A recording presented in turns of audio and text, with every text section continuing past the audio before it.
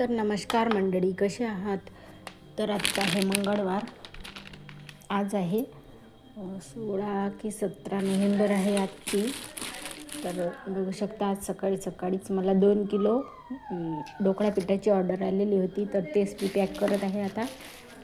4 एक पावचे pocket pack करून घेतले आणि 2 अर्ध्या किलोचे पॉकेट पॅक केले. अशा प्रकारे तुम्ही बघू शकता, मी याचं पॅकिंग करून घेतलेली आहे. आज आपल्याला छोटीच ऑर्डर आलेली आहे आणि स्वामींच्या कृपेने आलेली आहे ही छोटीशी ऑर्डर आपल्याला.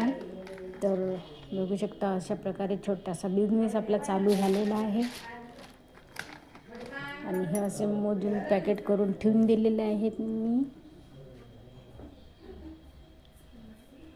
आणि आज बनवली होती याची कारल्याची भाजी. सकाळी मी कारले 2 तास आधी मस्त चिरून ठेवले, त्याला मीठ लावून ठेवलं आणि मस्तपैकी भरपूर कांदा टाकून त्याच्यात तेल टाकून म्हणजे त्याच्यामध्ये आधी मी तिखट नाही टाकलेलं.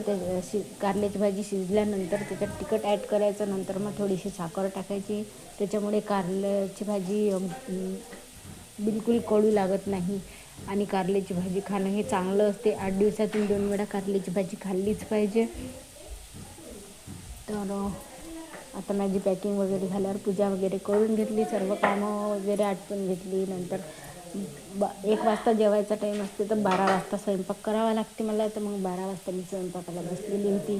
अर्धा ते 1 तास स्वयंपाकामध्ये चाललाच जातो कसा पण. आणि माझ्यासाठी मी आज मस्तपैकी रोट बनवून घेतला. तर तुम्ही बघू शकता पुढे कसा रोट बनवला. तर मी मस्त एक रोट जर खाल्ला की नाही तर मस्त पोटच भरून जाते अगदी. एवढा रोट खाल्ला की मग मला रात्री पण जेवायची आवश्यकता नसते. आणि आईला बाबाला तर भाकरच टाकायची होती, तर त्याच्यामुळे मला तर काही भाकर आवडत नाही. तर त्याच्यामुळे माझ्यासाठी मस्तपैकी एक रोट टाकून घेतला मस्त. तुम्ही आता बघू शकता कसा रोट आहे. तर मस्त शेकून घेतला आणि अलटीपलटी करून घेतला छानपैकी. आणि तुम्ही पण या कारल्याची भाजी जेवायला.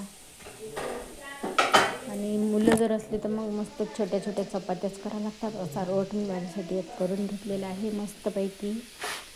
तुम्हाला मी बोलवणार नाही रोट खायसाठी एवढा मोठा जाडा, तर चपात्या खायसाठी घ्या तुम्ही पातळ मस्तपैकी. तर हा मिनी ब्लॉग कसा वाटला ते नक्कीच सांगा आणि चॅनलला सबस्क्राईब जर आवडला असेल व्हिडिओ तर करा. तर बाय सर्वांना.